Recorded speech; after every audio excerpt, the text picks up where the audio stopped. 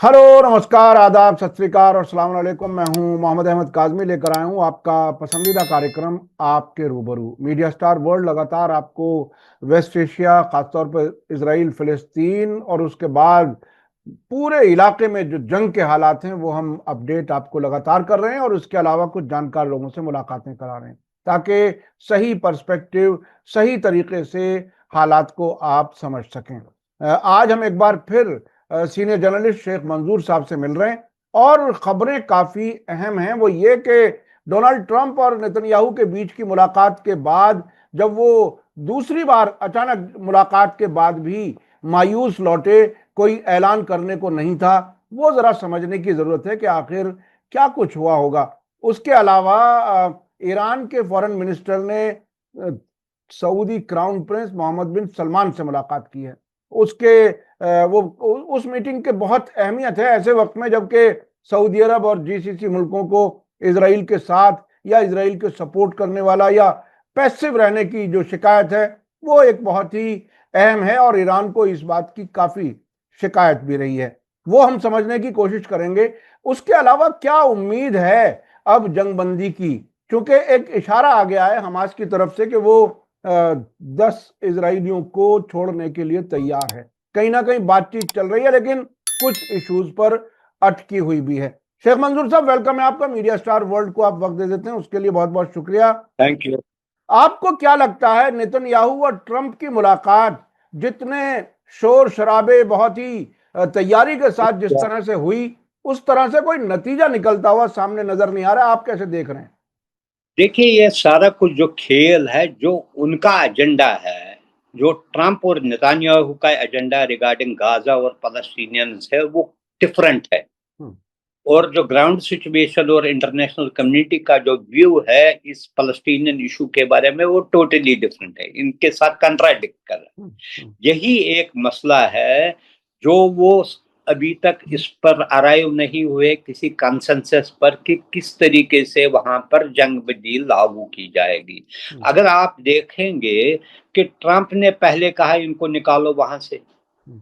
और अब भी वो डायरेक्टली इनडायरेक्टली वही बात कहता है, हम्म। निकालने की बात कर रहा है। यहाँ से अब यह भी बात चल रही है इसराइल की तरफ से कि वेस्ट बैंक को भी वहां से लोगों को निकालने की कोशिश होनी चाहिए। हम्म। ये इनका जो एजेंडा है वो डायबॉलिक है, हम्म। बहुत डेंजरस एजेंडा है। और दूसरी तरफ जो इंटरनेशनल कम्युनिटी आए दिन प्रेशर पड़ रहा है इसराइल पर कि वो जंग बंदी करे, जिस तरीके से वहां पर खून खराबा हो रहा है और जिसमें अब लॉजिक ही कोई नहीं है, तो इसके बावजूद वहां पर आए दिन दर्जनों और कभी कभी 100 से ज्यादा लोग भी मरते हो, निहतों एड में डिफिकल्टीज ला रहे हैं। इस सारे को किस तरीके से वो, एक तरफ ट्रम्प के ये भी एम्बिशन है कि वो नोबेल प्राइज ले, हम्म। वो अपने आप को पीस मेकर बनाने की कोशिश कर रहा है, और इसकी एंडोर्समेंट नेतान्याहू ने भी एक लेटर के तौर पर की। वो ये दिखाना चाहता है कि एटलीस्ट कुछ हफ्तों के लिए वहां पर जंगबंदी करे, लेकिन जो कंडीशंस है जंगबंदी के, इस हालत में भी हमस वो तैयार नहीं है एक्सेप्ट करने के लिए। हम्म। उसमें दो तीन चीजें हैं। एक तो अभी भी कहता है इसराइल कि आईडीएफ जो है वो बॉर्डर्स में मॉनिटर करेंगे मूवमेंट को, हम्म। लोगों की। हम्म। दूसरा, डिसआर्म करना जो है हमस का, वो एक बड़ा इशू है। तीसरा, पार्टिसिपेट नई एडमिनिस्ट्रेशन में किस क्या रहेगा, ये एक और इशू है हम्म। जिस पर अभी की है। अब एक तरफ से अभी 2 दिन पहले नेतान्याहू का अमेरिका जाने से पहले उसने कहा मैं चाहता हूं कि 6.5 लाख के करीब जो फलस्तीनियंस है उनको रिलोकेट करेंगे।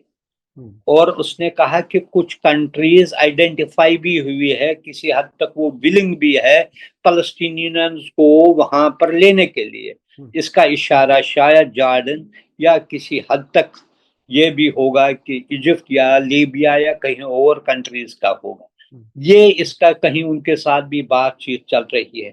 लेकिन ये जिस तरीके से ये लोग सोच रहे हैं ये आसान मसला नहीं है। इस आपने देखा कुछ दिन पहले हमस के ये जो है मिलिटेंट से एक्टिविस्ट है, उन्होंने इजरायली फौज पर वहां पर हमला किया जिसमें 8-10 इजरायली सोल्जर्स मारे गए और 1 दर्जन से ज्यादा जख्मी हुए। ये इस कंडीशन में जब 20 महीने से ज्यादा वहां पर इजराइल का टोटल कंट्रोल है, हर तरफ से उन्होंने वहां पर तबाही मचाई, इसके बावजूद अगर वहां पर हमले हो रहे हैं, ये दिखा रहा है कहीं ना कहीं उनकी जो है रेजिस्टेंस वहां पर अभी भी मौजूद। अब क्या इसका मकसद क्या है? जंगबंदी होगी तो किस शर्तों पर होगी, वो एक बड़ा मसला है जिसको ये कहते हैं। खासकर एक तो इसराइल में भी होस्टेज रिलीज का मसला बढ़ रहा है, उस पर टेंशन। हालांकि ट्रंप पूरी कोशिश कर रहा है कि नेतान्याहू को रिगल आउट करने के लिए उसने अपील भी की कोर्ट से कि उन्हें जो डेफर कीजिए, जो इनके खिलाफ करप्शन के चार्ज है उनको डेफर किया जाए। ये सारे मामला जो है खुद अमेरिका कंफ्यूज है कि क्या करना चाहे। एक तरफ अब्राहम अकॉर्ड कहता है, अगर अब्राहम अकॉर्ड कहता है डिसलोकेशन तो फिर होनी नहीं चाहिए। इनका जो है ये, और सबसे बड़ी जो बात है, अगर अब इस वक्त ट्रंप या इजराइल जंगबंदी की बात कर रहा है, ये इस वजह से नहीं कर रहे जो इन्होंने खासकर ईरान ने जो इनको शिकस्त दी, ये अब मजबूर हो गए। वरना इनका जो बड़ा प्लान था, जो डेंजरस प्लान था डिसलोकेट करने का, रिलोकेट करना, दूसरी जगहों को भेजने का, वो इस पर शुरू किया होता काम, और बेबस जो बेहस अरब कंट्रीज है उनको मजबूर भी किया होता लेने के लिए। लेकिन जिस तरीके से ईरान ने जो रिसेंट जंग हुई इसराइल के साथ, उसमें एक अपर हैंड हासिल किया जो उनके तवक्को से बिल्कुल इमेजिनेशन से भी बाहर, जो वो एक्सपेक्ट ही नहीं करे। अभी जो आप आ रहे हैं इंटरनेशनल मीडिया में कितनी तबाही, अभी रिसेंटली आया था एक वेस्टर्न मीडिया में 5 IDF सेंटर्स जो थे, बड़े इंपॉर्टेंट सेंटर्स थे, उनको तहस नहस किया गया। मोसाद का उन्होंने तहस नहस किया। उतनी डैमेज हुई है जिसका कोई अंदाजा नहीं है। और यही वजह है कि हाल ही में कुछ हफ्ते पहले अमेरिका ने उनको फिर कहीं ना कहीं वो आर्म्स एम्यूनिशन दिया ताकि उनको जो तलाफ नुकसान हुआ है कहीं ना कहीं इसमें कंपनसेट हो जाए। लेकिन वरना ये बात, इस पर भी बात करने को तैयार नहीं। जिस तरीके से वहां पर कत्ल होता रहा है वो कंटिन्यूअसली करते हैं। लेकिन अब इन्हें समझ आ गया है कि मिडल ईस्ट में भी जियो पॉलिटिकल सिचुएशन है वो चेंज हो रही है। जो उनके हवारी है, जो इनके इत्तेहादी है, वो भी अब सेफ नहीं लगता है उनको कि किसी तरीके से वो भी अब दूसरी तरफ देख रहे हैं कि हाँ वो ये यानी कि उनकी सॉवरेनिटी, स्टेबिलिटी, सिक्योरिटी ज्यादा बेहतर और इस्तेकामत उसमें रहेगी बनस्बत इजराइल के साथ। और कल ही सऊदी अरब ने फिर कहा कि उसका कोई इंटेंशन ही नहीं है कि वो इजराइल को एक्सेप्ट करे, रिकॉग्नाइज करे। ये इसकी बात है, अगर खुदा न खास्ता इस जंग में कहीं ना कहीं अपर हैंड रहता है इजराइल का, तो मजबूरन वो भी होते। और दूसरी बात जो अरबों में अब greater realization, except one country मुझे लगता है इसमें, जो यूएई जो है, आपने देखा यूएई बड़ी क्लोजनेस है इसको इजराइल के साथ। उसका अभी फॉरेन मिनिस्टर वहां गया था इसके बाद, जंग के बाद वो शायद बहुत आया है। रिमेनिंग 5 कंट्रीज जो है वो उन्हें कहीं ना कहीं ये है कि उनकी सिक्योरिटी की जामिन अब ईरान बन गया।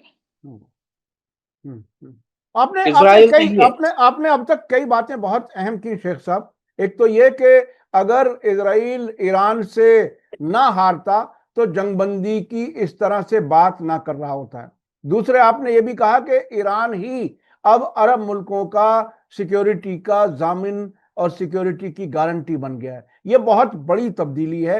ऐसी तब्दीली के जिसको कोई शायद 7 अक्टूबर से पहले तो कभी सोच भी नहीं सकता था। अच्छा, अब एक चीज बड़ी दिलचस्प आ रही है, बातचीत जो हुई वॉशिंगटन में, उसके साथ साथ नेतन्याहू ने कहा कि प्रोग्रेस है बातचीत में। इजराइल के एक ऑफिशियल और ने कहा कि 1 हफ्ता या 2 हफ्ते में हमास के साथ एग्रीमेंट हो जाएगा। एक खबर ये आई कि हमास 10 कैदियों को छोड़ने के लिए तैयार है अगर संजीदगी से बात हो। एक और बहुत दिलचस्प खबर आई है, एनालिसिस में आई है टाइम्स ऑफ इजराइल में। उसमें यह कहा गया है कि अमेरिका ने हमास को ये, बल्कि मीडिएटर्स को, जिसमें ओमान और कतर, हाँ, उनको मीडिएटर्स को ये कन्वे किया है कि अगर उसमें एग्रीमेंट के टेक्स्ट में भी शामिल नहीं होगी ये बात, तो भी हम 60 दिन के बाद हमला नहीं होने देंगे इजराइल की तरफ से। ये मतलब ये बात जरा अंदर की ऐसी आई है निकल के। अब क्या अमेरिका इतना मजबूर है इजराइल के सामने कि इजराइल को वो टेक्स्ट में शामिल ना करा करके और जबानी गारंटी दे रहा है? और उसकी जबानी गारंटी की हैसियत क्या है? जब भी पिछली बार जो जंगबंदी तोड़ी थी, तो जंगबंदी कराई थी अमेरिका ने, जंगबंदी तोड़ी इजराइल ने, और फिर इजराइल के साथ अमेरिका उसी तरह से लगा रहा। इसके क्या मानी है? देखिए, इसको यही है ना, ये सबसे बड़ा जो है इसमें डायलेमा है। वो कहता है वंस बिटन ट्वाइस शाई। जो उन्होंने किया, अगर वो कंसिस्टेंसी दिखाते इस मामले में, जैसे पहले इसने जंगबंदी कराई पावर में आने से पहले, और फिर कुछ जो हुआ फर्स्ट फेज ही कंप्लीट नहीं हुआ, फिर इनको खुली छूट दी कि आप वायलेट भी करो, उसके दूसरा मरहले में आप पहुंची ही नहीं है, सारे जो है वो उसी के कहने पर। हमें ये बात यानी कि आपको भी पता है, सब दुनिया को पता है, Israel minus US is nothing, कुछ नहीं। जो एक कंट्री हमस के साथ कॉन्फ्लिक्ट नहीं कर सका, वो बड़ी कंट्रीज के साथ क्या कर सकता है? वो तो आप जो लोगों को पता चला, ईरान इजराइल वार जो चला, 12 दिन की वार जो चला, अब लोगों को पता चला इतना होते हुए, जो जिसको एक लार्जर देन लाइफ जिसकी पिक्चर बनाई गई थी इस कंट्री की, ये अनडिफीटेबल है, इसके पास हाई टेक्नोलॉजी है, ये कुछ भी कर सकता है, और अल्टीमेटली ये साबित हुआ वो भी क्रम्बल हो गए जब रेजिस्टेंस होती। हालांकि बिगिनिंग के 2 दिन में जो उन्होंने वहां पर, यानी कि थ्रू जो इनके जो एजेंट्स थे विद इन ईरान, उनके जरिए जो सबटाज किया, उन्होंने कहा बस इस 2 दिन के सबटाज के बाद सारा सिस्टम कोलैप्स हो जाए। लेकिन जिस तरीके से पलटवार हुआ, it was beyond their imagination. और जंगबंदी भी इस वजह से हुए, जब उनके चाहे वो आयरन डोम था, डेविड सिलीज था, या एरो सिस्टम था, जब सारे कोलैप्स हुए और डैमेज होने लगी, न सिर्फ सिविलियन एरियाज को बल्कि बड़े बड़े सेंसिटिव एरियाज, मोसाद का हुआ है, वेजमन का जो इंस्टीट्यूट है इसमें हुआ है, रिफाइनरी को हुआ है, एयरलाइंस को, एयरपोर्ट्स को हुआ है, उनको फिर यानी कि जिसको बनाने में उनको टाइम लगे। सिस्टम कोलैप्स, छोटी कंट्री है, इतना नहीं है कि यानी कि एक जगह खराब हो तो दूसरी जगह से ऑपरेट करेंगे। वो खराब होने के बाद अब उनको समझ में आया कि आपने देखा जब जंग शुरू हुई, रेटिंग नेतन्याहू की हाई हुई, 70% तक पहुंच गई, कि अब ये जब जंग के आखिर में इतना ड्रॉप हो गया कि अब उन्हें पता नहीं था, उन्हें खुद वो खुद समझते थे इजरायली के हमें कोई नहीं कर सकता, we are safe in our area. यही फिर लोग चीखते थे, चिल्लाते थे कि हमें बचाए। हालत ये आई, ये जो ट्रंप है, अगर उसने सीज फायर करने की कोशिश की, not because of love of Iran या अरब मुस्लिम्स, बिकॉज ही रियलाइज्ड कि इजराइल कमजोर पड़ गया है, इजराइल को बचाने की जरूरत है, so this is the best way to go for cease fire. ये बात हर एक को पता है। और अब देखिए, अब ट्रंप क्या करेगा? अब जो है रशिया ने डबल अब अटैक शुरू, एक एक दिन 2-2, 3-3 सौ ड्रोन किया। और उन्होंने कल एक न्यूज आई थी, उसने अपनी जो ड्रोन फैक्ट्रीज है उनको कहा कि प्रोडक्शन ट्रिपल कीजिए। अब वहां इनको फिर से उनको जो है उन्हें देना पड़ा, उन्हें यानी कि आर्म्स एम्युनिशन यूक्रेन को। वहां है, यहाँ करेगा, चाइना के साथ करेगा, किस किस के साथ करेगा?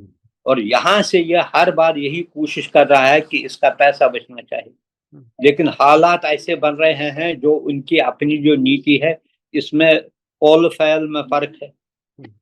एक दिन एक कहता है, सवेरे एक चीज कहता है, शाम को दूसरा चीज कहता है, जिससे तबाही हो गई है। सारे सिस्टम जो है, वर्ल्ड का सिस्टम है, चाहे वो टैरिफ का सिस्टम है, रिलेशंस का सिस्टम है, सारा कोलैप्स हो गया। किसी को समझ में नहीं आता क्या हो रहा है, और खुद वो अपने जाल में फंस रहा है। अच्छा अच्छा, शेख साहब, एक एक अंदेशा जताया गया पिछले दिनों। सऊदी अरब के फॉरेन मिनिस्टर मॉस्को गए थे और सरगेई लावरोव ने ये अंदेशा जताया इस प्रेस कॉन्फ्रेंस में कि ईरान पर फिर से इजराइल हमला कर सकता है। और ईरान की तरफ से भी इस किस्म के बयानात आए कि अगर फिर से हमला हुआ तो इस बार अमेरिका भी इजराइल को नहीं बचा पाएगा, वगैरह वगैरह। इस किस्म की कई खबरें आई हैं वहां की फौज की तरफ से भी, प्रेसिडेंट की तरफ से भी। क्या आपको लगता है कि इजराइल फिर ईरान के खिलाफ नियर फ्यूचर में कोई हमला करेगा क्या? मुझे नहीं लगता है नियर फ्यूचर में, लेकिन ये रूल आउट टोटली करना ये भी गलत है। हाँ। क्योंकि उनका इंटेंशन, इजराइल का एक ही प्रॉब्लम है, उनके लिए सबसे जो बड़ा कांटा है वो ईरान है, बाकी उसके जेब में है। चाहे उनको फोर्सबली, रिलक्टेंटली, चाहे विलिंगली, जो भी आप कहेंगे, उन्होंने सारा, आप देखिए इस सारे रीजन में, वो इसमें भी खुश थे कि सीरिया गिर गया, वो इसमें भी खुश थे, उन्होंने कहा सारा उनके हिसाब से है, हिजबुल्लाह की लीडरशिप खत्म हो गई, वो इसमें भी खुश थे कि अब हमस का टॉप लीडरशिप वो भी खत्म हो गई। उनको अब लग रहा था फाइनल जो उनका जो है वो भी इस पर करेंगे, तो फिर उनके लिए सारा जो जस्ट एशिया ओपन फील्ड था। लेकिन यहाँ वो मिस्टेक कर गए, एक तो ये है। और इस मिस्टेक की वजह से जो फोर्सबली या रिलक्टेंटली जिन्हें मजबूर किया जाता था इजराइल के साथ रिलेशन डेवलप करने में, वो भी पीछे हटने लगे। और दूसरी बात, हर एक मुल्क का अल्टीमेटली यही एम होता है, अगर या लीडरशिप गलत हो, कि उसको कहाँ से, उसके भी आइज है, वो भी देखते हैं कि अपना सिस्टम जो है कौन उनके लिए सबसे डेंजर बन रहा है। भाई वो जो कहते हैं ना, cat is out of the bag. जब इजराइल ने कहा या अमेरिका ने कहा सऊदी अरब, मिस्र, जॉर्डन या दूसरे अरब, लीबिया या दूसरे सूडान, सारे कंट्रीज फलस्तीनियंस को ले रहे हैं, उनको अब अपने पर बन गई है। अब उन्हें लगा कि ये जो वो कह रहे थे वो है नहीं, ये हमें ही मारना चाहते। अरे कौन सा मुल्क ऐसा है जो 100 आदमियों के दूसरे लोगों को रखेगा? कोई भी मुल्क तैयार नहीं है। अभी आप देखिए कि रोहिंग्या जहां थे, इंडिया ने रिफ्यूज किया, उन्होंने कहा नहीं ये हमारे लिए प्रॉब्लम बन जाएगी। अभी आप देखिए कि तकरीबन ईरान ने सारे जो अफगानियों का जो रोल पता चला इसमें, उन्होंने सबों को कहा आप निकालिए, जो जिनको अनडॉक्यूमेंटेड है उनको कहा निकालने के लिए। पाकिस्तान ने शुरू किया है निकालना। ये जो है कौन देगा इनको? ये कौन से, पहले उनके लिए जो है ये नहीं इतना होता है। अगर 1,00,000 लोग भी जाए उनके लिए हाउसिंग है, वाटर है, सैनिटेशन है, हेल्थ है, कौन करेगा? यकीनी तौर पर। और इतनी इतनी बड़ी तादाद को कौन रखेगा? अब भी बहुत से मुल्कों में, पड़ोसी मुल्कों में रेफ्यूजीज के तौर पर वो लोग रह रहे हैं। अच्छा, इस बीच में जब नेतन्याहू अमेरिका में ट्रंप के साथ मुलाकात कर रहे थे, फिर दूसरी मुलाकात अचानक हुई अनशेड्यूल्ड, लेकिन कोई नतीजा नहीं निकला। लेकिन इस बीच में रेड सी में कुछ वाकयात हुए बहुत ही दिलचस्प, और जो इस 19-20 महीने की जंग में पहली बार हो रहा है। अब यमन के अंसारुल्लाह ने इजराइल जाने वाले जहाजों को समंदर में डुबोना शुरू कर दिया, मार करके खत्म कर रहे हैं। और देखिए, कल एक अब दो एक दो जहाज। लाइबेरिया का जहाज एक जी है, जी उसको वो डूब गया है। उसमें जो है कुछ जो इसमें सेल्स में ये जो सेलर्स थे, हाँ उनमें से कुछ बच गए, 5-6 को बचाया गया, बाकी सारे डूब गए, वो भी मर गए। जी जी एक और को उन्होंने जो क्लेम उन्होंने किया, एक और जहाज को उन्होंने वहां पर पूरी तरीके से डुबो दिया है। जी जी जी ये देखिए, ये एक अलार्मिंग सिचुएशन है, और ये बड़ा सी ट्रेड रूट है, हम्म, खासकर ये जो बहरे अहमर, हाँ रेड सी का जो ये है, जी जी ये जी 2-3 है, स्ट्रेट ऑफ हुर्मुज है, ये है। ये चीजें बहुत, अगर ये इसमें से तबाही ये रहेगा, इसमें किसी किस्म का खतरा रहेगा, it is danger particularly for western nation, क्योंकि हम्म, ज्यादा ट्रेड जो वहां से ही यहाँ आता है। हम्म, ये तो याद ज्यादा यहाँ जो है हुर्मुज से तेल या दूसरी चीजें वो मुस्लिम कंट्री से दूसरों को जाता है, हम्म, लेकिन वो जो दूसरा जो है वो यूरोप से आता है। जो इस वक्त हूथी अंसारुल्लाह के कंट्रोल में है। ओके, जी दो शिप्स के उन्होंने कहा है, एक का तो आज सारे पेपरों में है, जिसके कुछ सेलर्स को रेस्क्यू किया गया, लेकिन वो डूब गया है। हम्म, हम्म, एक और उन्होंने कहा, उन्होंने कल या परसों इस पर मिसाइल डाल दिया, वो भी इसमें वो इनके लिए बड़ा है। इसीलिए आपने देखा कि अमेरिका ने उनको, इसराइल को छोड़कर उन्होंने अलहदा उनके साथ बात की थ्रू ओमान, कि भाई हमारे इनको इसमें मत कीजिए, हम भी आपके साथ कुछ नहीं हम्म, करेंगे, क्योंकि उनको पता है ये जो है, ये इतना डेंजरस है उनके लिए। आज वो उस पर करेंगे, कितनी बार करेंगे उनको मिसाइल हमले, एयर स्ट्राइक्स कितनी बार। और वो ऐसा है कि वो जो है जो मिलिटेंट्स जो रहते हैं, वो ऐसी चीजों के आदी है। हम्म, हम्म, अगर आपने देखा, तालिबान ने 20 साल ये सफर किए, बिल्कुल। हर दिन उनको स्ट्राइक्स होते थे, लेकिन वो फिर भी वो इमर्ज होते हैं, उनको उससे कोई फर्क नहीं पड़ता। हम्म, ये इसराइल के लिए भी डेंजरस है। इसीलिए इसराइल को अगर पूरी तरीके से ये, इस वक्त ये अमेरिका की ड्यूटी है कि इसराइल को फोर्स करे कि जंग बंदी करे। और अगर वही जो उन्हीं का जो एजेंडा था, इन्हीं का पहले एजेंडा था 2 स्टेट फार्मूला, ये दूसरों का नहीं था। दूसरों को कहा कि दुनिया ने मान लिया। फिर अब्राहिम अकार्ड, ये भी उन्हीं का है, इसको 70% 60% खासकर अरबों ने तो मान ही लिया, हम्म, उस पर भी कुछ नहीं हो रहा। फिर डिसलोकेशन कहाँ है? हर 5 महीने साल के बाद आप एक नया नया प्रपोजल लेकर आ रहे हैं। ऐसे थोड़ी दुनिया के ये चल रहा है। हम्म, और वर्ल्ड इज चेंजिंग। ये जो समझता है अमेरिका, जो 20 साल 25 साल इसकी डोमिनेंस रही है, इट्स ए डिक्लाइनिंग पावर। ये ये इसकी ये नहीं। ये गिरती हुई ताकत है। अच्छा, मैं अब एक और पहलू की तरफ मैं जाना चाहता हूं। देखिए, यमन में हूथी अंसारुल्लाह की सरकार बाकायदा चल रही है एक लंबे अरसे से। और उसको अभी भी वेस्टर्न मीडिया, वेस्टर्न सरकारें रिबल्स कहती हैं, यानी बागी कहते हैं। और यूनाइटेड नेशन में उस सरकार का अभी भी रिकॉग्निशन नहीं है। वो जो सऊदी फंडेड, सऊदी सपोर्टेड या वेस्ट की सपोर्ट वाली सरकार थी, जो अदन में कुछ लोग बाकी हैं, नहीं तो सब सऊदी अरब में रहते हैं, उसको कानूनी कहा जाता है। अब ये जो हूथी अंसारुल्लाह की सरकार है, वो बाकायदा ऐलान करती है कि यहां से इजराइल जाने आने वाले जहाजों के लिए पाबंदी है। वो कहते हैं कि हम सरकार हैं और हमें इस बात का हक है कानूनी तौर पर कि हम अपने समंदर के रास्ते को कंट्रोल करें।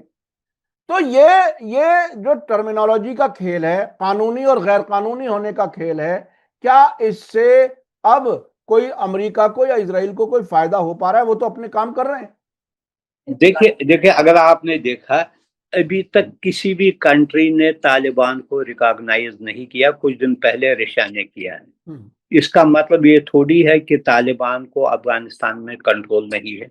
बिल्कुल। अगर आप देखेंगे यमन भी, हाँ, ये जो नॉर्दर्न यमन है बेसिकली, हम्म, जो 2011 में वहां पर तब्दीली आई, कर्नल वो अब्दुल्ला साले था जब वो निकाला गया, उस पहले, लेकिन उसने पहले अपने जमाने में दोनों जो साउथ और नॉर्थ का है उसको मर्ज किया। ये मैक्सिमम इलाका जो है वो उन्हीं के कब्जे में। अगर इनकी हुकूमत होती तो क्या वो नहीं रुका सकती थी ये जो हमले हो रहे हैं जहाजों पर आदि की जो अदन में है। बिल्कुल। नेगोशिएशंस, सऊदी अरब ने सीज फायर के लिए नेगोशिएशंस होती इसके साथ, अमेरिका ने सीज फायर के लिए नेगोशिएशन होती इसके साथ। अब चाहे वो रिकॉग्नाइज करे ना रिकॉग्नाइज करे, जो भी बातचीत ओमान में हुई उनके रिप्रेजेंटेटिव से हुई है, और तब से सऊदी अरब के भी पर भी हमले खत्म हो गए। ये अब ये है कि उनको चाहे माने न, लेकिन जब भी कोई बातचीत हो रही है, यूएन रिप्रेजेंटेटिव जो इस पर कर रहा है बातचीत, जो दोनों के साथ कर रहा है ना, वो दोनों फैक्शंस के साथ, अब उस फैक्शन की तो अगर होती तो कुछ रेलिवेंस होती। उसके एक इलाके में कुछ है और वहां भी पूरी तरीके से नहीं, इसका मतलब ये जो है इसकी कोई रेलिवेंस ही नहीं है। जो कुछ भी हो रहा है वो होती इसके साथ हो, चाहे वो थ्रू प्रॉक्सिमिटी टॉक्स हो, डायरेक्ट टॉक्स हो, इनडायरेक्ट टॉक्स हो, सारा कुछ जो है उन्हीं के साथ किया जा रहा है। बड़े बड़े पावर, इनफैक्ट यूएस या दूसरे कर रहे, और उन्हीं के पास इसलाह है, वही मारते हैं, वही टारगेट बनाते हैं, उन्हीं को टारगेट बनाया जा रहा है। तो उसकी हुकूमत का क्या है?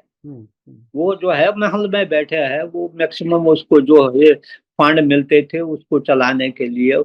तो जो बीच में एक टाइम आया था जब उसने वो जो बंदरगाह खोलने की कोशिश की, थोड़ा बहुत उसकी सेम्बलेंस थी साउथ में कहीं ना कहीं, लेकिन वो भी खत्म हो गई है।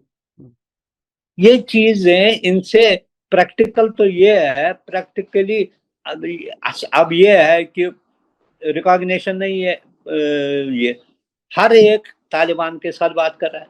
बिल्कुल। ये वही बात है, चलो हम आपको यूएन में आपकी रिकॉग्निशन नहीं है, वो पुरानी गवर्नमेंट थी उसको अभी आपको नहीं किया, लेकिन अमेरिका भी उनके साथ जब वो होता था उसी को फंड्स देते हैं। रशिया भी, चाइना के भी गया, चाइना और पाकिस्तान वहां जो उन्होंने वहां पर उनको सलाह कराई उन्हीं के साथ किया। इंडिया ने इसके साथ अपग्रेड किया है, ताल्लुकात बना रहे हैं। वो थोड़े वो देखते हैं किसका वजन है वहां पर, विच इज मोस्ट पॉपुलर, जो जिसकी ग्रिप है वहां पर, वही पावर में है ना। आपके इससे क्या होता है कि आप ये कहो कि वो है, उसकी क्या रेलिवेंस है? द डे उनके साथ कोई समझौता हो जाएगा ऑटोमेटिकली जो है उनको निकालेंगे। उनको निकालेंगे। हालात अब तो सीधे सीधे सऊदी अरब ने भी एक तरह से रिकॉग्नाइज कर लिया प्रैक्टिकली, अमेरिका ने भी कर लिया, लेकिन ऐलान नहीं करना चाहते। अच्छा, अब मैं थोड़ा सा आना अब चाहता हूं। ऐलान ही एक चीज है, बाकी जो है बातचीत उन्हीं के साथ हो रही है। बिल्कुल बिल्कुल बिल्कुल बातचीत उन्हीं के साथ हो रही है ना, बिल्कुल बातचीत हादी के साथ नहीं हो रही है। बिल्कुल बिल्कुल बिल्कुल यकीनी तौर पर वो जो ग्राउंड पर है, असल तो हुकूमत उसी की है और उसी से बात करनी पड़ेगी पूरी दुनिया को। अच्छा, अब मैं आखिरी हिस्से में, वक्त हमारे पास कम रह गया, अब मैं समझना चाह रहा हूं क्या इजराइल फिलिस्तीन वाले मामले पर, क्या इस वेस्ट एशिया वाले मामले पर भारत की कोई विदेश नीति में कोई तब्दीली महसूस कर रहे हैं आप? ब्रिक्स में जो कुछ हुआ उसको आप कैसे देख रहे हैं? चेंज हमने देखे हैं रिसेंटली। हाँ।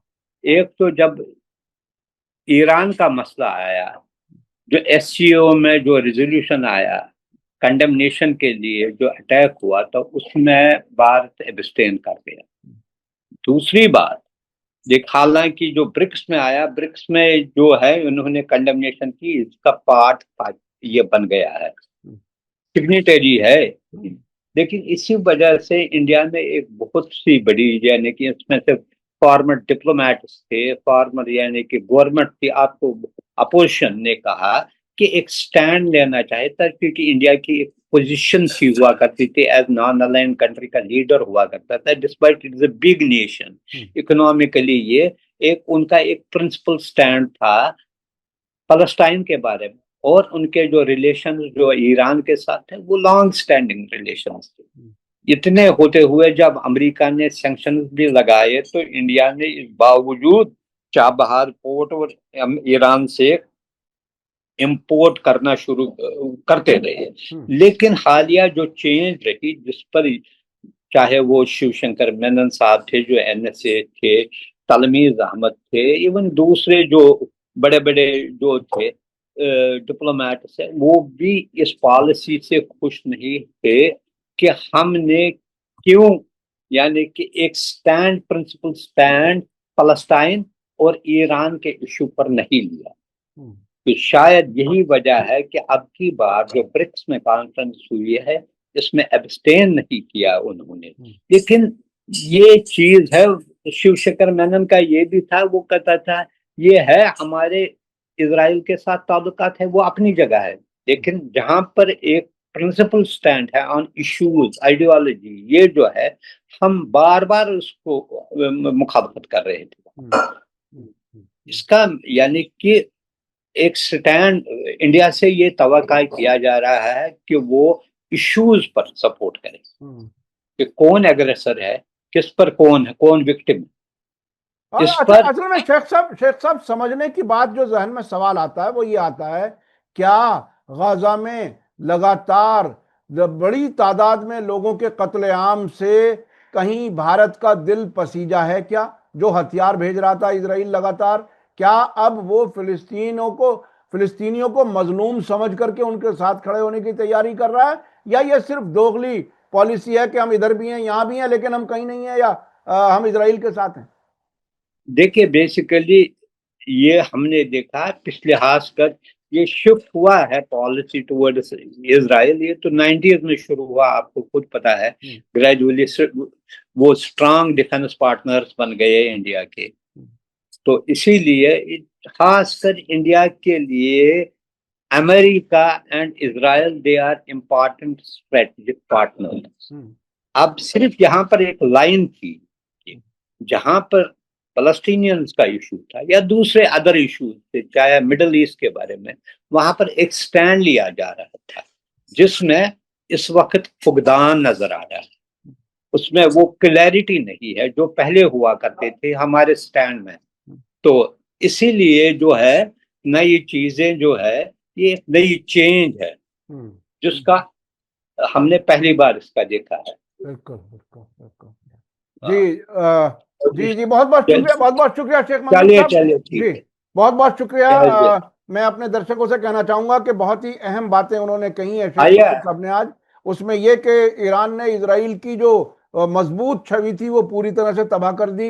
ईरान से हारने की वजह से इजराइल अब हमास से जंगबंदी की बात कर रहा है और शायद कहीं कोई जंगबंदी हो सके, ये आने वाला वक्त बताएगा। बहुत बहुत शुक्रिया शेख मंजूर साहब। इसी के साथ मुझे दीजिए इजाजत। धन्यवाद, शुक्रिया। जय भारत, जय हिंद। मीडिया स्टार वर्ल्ड के और वीडियो देखने के लिए हमारे चैनल को सब्सक्राइब करें और सीधे नोटिफिकेशन पाने के लिए बेल आइकन दबाएं। और अगर हमारी खबर सच्ची और अच्छी लगे तो अपने व्हाट्सएप, इंस्टाग्राम, फेसबुक और ट्विटर अकाउंट पर जरूर शेयर करें।